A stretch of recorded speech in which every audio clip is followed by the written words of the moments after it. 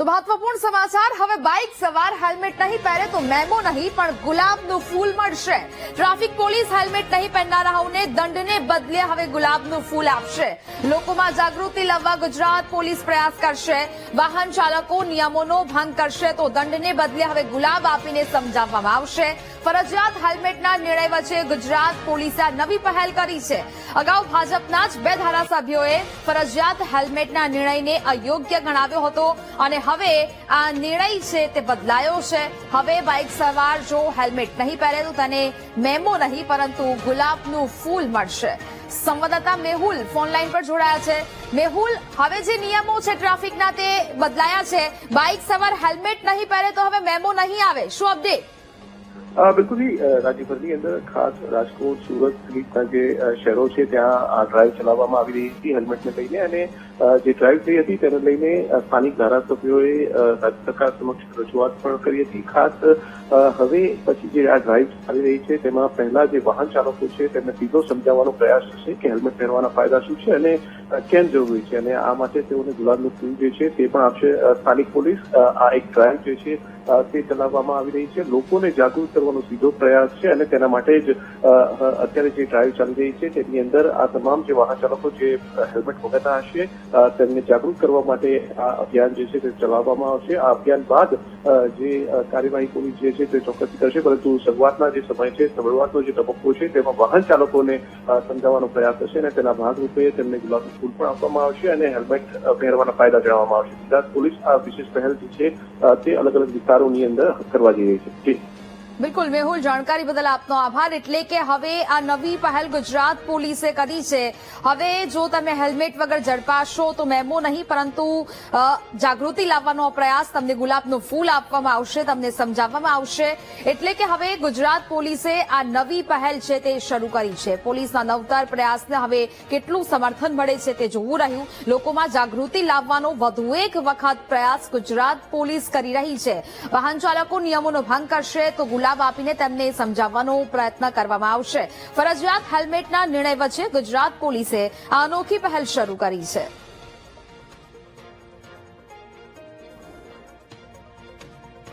તો ધારાસભ્ય કુમાર કનાણી આપણી સાથે ફોન લાઈન પર જોડાયા છે। સર, આપનું સ્વાગત છે વીટીવી ન્યૂઝમાં। શું કહેશો? વિરોધ કર્યો હતો ફરજિયાત હેલ્મેટને લઈને આપે પણ, અને હવે આ નિર્ણયને લઈને ગુજરાત પોલીસ છે તે અનોખો પ્રયાસ કરી રહી છે, શું કહેશો?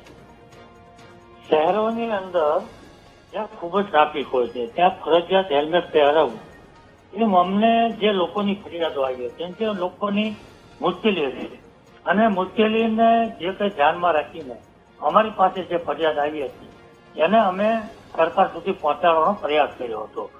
પરંતુ એ વાતનો આનંદ છે કે પોલીસે હવે સાચા રસ્તા પર જઈ અને ફરજિયાત હેલ્મેટની જગ્યાએ લોકોને જાગૃત કરીને લોકો સ્વેચ્છાએ પોતાની જાગૃતતાથી હેલ્મેટ પહેરે ખૂબ જરૂરી છે અને દંડ વસૂલવો, મને એવું લાગે છે દંડ વસૂલવાથી હેલ્મેટ લોકો પહેરતા થાય એ શક્ય નથી। સમજાવટ કરી અને એને જાગૃત કરીને જો સમજાવીએ તો કદાચ લોકો પહેરતા થશે એવું મારું માનવું છે। આ નિર્ણય જે લીધો છે એને હું આવકારું છું। ઓકે સર, લાગે છે કે પોલીસના નવતર પ્રયોગનું લોકો સમર્થન કરશે? હા, ચોક્કસ લોકો સમજશે, લોકો સમજદારીથી જ, લોકો પ્રેમથી જ આપણે સમજાવવા પડશે અને હેલ્મેટ પહેરતા લોકોને કરવા પડશે। હેલ્મેટ લોકોની સુવિધા માટે છે, એટલે કે લોકો અકસ્માતનો ભોગ ન બને, તેમને જો અકસ્માત થાય છે તો વાગે ને ઈજા ન પહોંચે તે માટે લોકોને સમજાવવાનો આ પ્રયત્ન કરવામાં આવી રહ્યો હતો। પરંતુ હવે લાગે છે કે દંડ છે, કાર્યવાહી જે કરવામાં આવતી હતી તે દંડને કારણે લોકો હેલ્મેટ પહેરતા હતા, એક ડરને કારણે, પરંતુ લોકો સ્વેચ્છાએ લોકોમાં જાગૃતિ આવે તે માટે આ પ્રયાસ પોલીસે જે કર્યો છે, પ્રયાસ કરી રહી છે પોલીસ, તે હવે ક્યાંક અહીંયા સમજાવવાનો પ્રયત્ન કરવામાં આવી રહ્યો છે તે અહીંયા યોગ્ય સાબિત થઈ શકે, લોકોની જાગૃતિ લોકોમાં આપોઆપ આવી શકે એવું લાગી રહ્યું છે? હા, ચોક્કસ આવશે અને શહેરની અંદર હું માનું છું ત્યાં સુધી કોઈ વાહનો એટલા સ્પીડથી ચાલતા પણ નથી। હા, હું ચોક્કસ માનું છું કે હેલ્મેટ પહેરવું જોઈએ, એ સમજદારીથી જાગૃતિથી લોકોને સમજાવવા જોઈએ, એ વાત સાથે હું સહમત છું। પણ હેલ્મેટને કારણે ફક્ત ને ફક્ત દંડ વસૂલવો, આ દંડ વસૂલવા સામે અમને લોકોને જે તકલીફો મુશ્કેલીઓ હતી એની વાત અમે લોકોની જે પીડા હતી અમે સરકાર સુધી પહોંચાડી અને જે પોલીસ વિભાગે ગૃહ વિભાગે જે નિર્ણય લીધો તેને અમે આવકારીએ છીએ. બિલકુલ, કારણ કે જે લોકોમાં ડર ફેલાયેલો હતો અને આ ડરને કારણે લોકો હેલ્મેટ પહેરતા હતા, પરંતુ સ્વેચ્છાએ જાગૃતિ લાવવાની જરૂર છે. સર, વાતચીત કરી તે બદલ આપનો આભાર. એટલે કે હવે આ સમગ્ર મામલો જ્યાં પોલીસે હવે આ નવતર પ્રયોગ કર્યો છે, હવે દંડ નહીં પરંતુ ગુલાબનું ફૂલ આપીને લોકોને સમજાવવાનો પ્રયત્ન કરવામાં આવશે. લોકો સ્વૈચ્છિક રીતે જાગૃત બને અને પોતાના મનથી હેલ્મેટ પહેરે, પોતાની સુરક્ષા માટે હેલ્મેટ પહેરે, તે પ્રકારનો નવતર પ્રયોગ છે. લોકોને સમજાવવાનો પ્રયત્ન છે તે કરવામાં આવશે. પોલીસના નવતર પ્રયોગનું હવે કેટલું સમર્થન મળે છે તે તો હવે આગામી સમયમાં રોડ રસ્તાઓ પર જોવા મળશે. હવે ભાજપના જે 2 ધારાસભ્યો છે તે લોકોએ આ નિર્ણયને અયોગ્ય ગણાવ્યો હતો. ફરજિયાત હેલ્મેટને લઈને જે વિરોધ છે તે કરવામાં આવ્યો હતો. રાજકોટમાંથી પણ વિરોધના સૂર ઉઠ્યા હતા. રોડ રસ્તાઓ પર જે પ્રકારે દંડની કાર્યવાહી છે તે કરવામાં આવતી હતી. અનેક લોકો અને તેનાથી હેરાન પરેશાન થયા હતા. તેને લઈને આ રજૂઆતો થઈ હતી. ગુજરાત કોંગ્રેસ મુખ્ય પ્રવક્તા મનીષ દોશી આપણી સાથે જોડાયા છે. મનીષભાઈ, સ્વાગત છે વીટીવી ન્યૂઝમાં. હવે લોકોમાં જાગૃતિ લાવવાનો પ્રયાસ, જો હવે હેલ્મેટ નહીં પહેરો તો દંડ નહીં પરંતુ ગુલાબનું ફૂલ આપીને સમજાવવામાં આવશે. લાગે છે સમર્થન મળશે મનીષભાઈ? નહીં, ગુજરાતની અંદર અકસ્માતના કારણે જીવ ગુમાવવાની સતત સંખ્યા વધતી જાય છે. અકસ્માતમાં મોત જે થઈ રહ્યા છે એના પાછળના 2 કારણ. એક તો હેલ્મેટના અભાવે જે લોકોને માથામાં ઈજા થાય છે તો બચવાની શક્યતા ઘટી જાય છે, એ વાસ્તવિકતા છે. આમાં રાજનીતિનો હોય છે કે માનવ જિંદગીનો સવાલ છે. પણ સવાલ એ છે કે પડે છે ત્યારે શું દુર્દશા થાય છે. ખાડાવાળા રસ્તા, ઠેર ઠેર ખાડા, ઠેર ઠેર ભૂવા, રસ્તામાં ખાડા નહીં, ખાડામાં રસ્તા, એ હકીકત છે.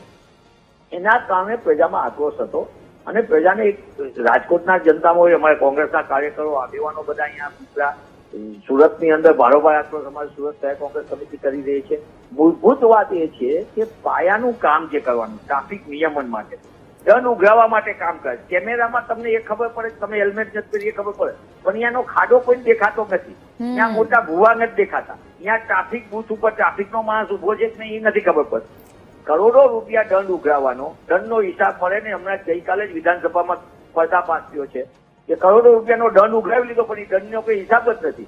તો આ બધી વસ્તુ દેખાય છે કે ભાજપા પ્રજાને લૂંટમાં કેટલી, પ્રજા આગળથી કેમ લૂંટાય એનું જે કાર્યક્રમ કર્યો છે. ગૃહ વિભાગ જે ભ્રષ્ટાચારનું એપિસેન્ટર છે એના કારણે આજે ગામથી લઈને ગાંધીનગર ને શહેરથી લઈને શહેર સુધી લૂંટ ચાલી રહી છે. ત્યારે મારી આપના માધ્યમથી માંગ છે કે પ્રજાને જાગૃતિ લાવવાની, પણ સાથે સાથે સરકારનું ટ્રાફિક નિયમન માટેની જવાબદારી શું છે પોલીસ વિભાગની.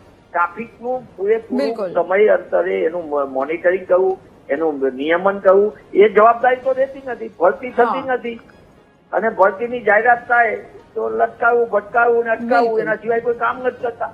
એટલે સમગ્ર વ્યવસ્થામાં માનવ સંખ્યાની સામે જે પોલીસ બળ જોઈએ, પોલીસ બળમાં મોટા પાયે આપણે જનસંખ્યા ઓછી છે, જે પોલીસ કર્મચારીઓની હોવી જોઈએ એ નથી. બીજું, આપણે ટ્રાફિક માટે આટલા વર્ષો પછી આડેધડ વિકાસના કારણે ટ્રાફિકની વ્યવસ્થા સુધારવામાં સંપૂર્ણપણે નાકામ થયા. અમદાવાદ જેવા મેગા સિટીની અંદર જે આપણે પબ્લિક ટ્રાન્સપોર્ટેશન સિસ્ટમ કહેવાય એ સંપૂર્ણપણે છે.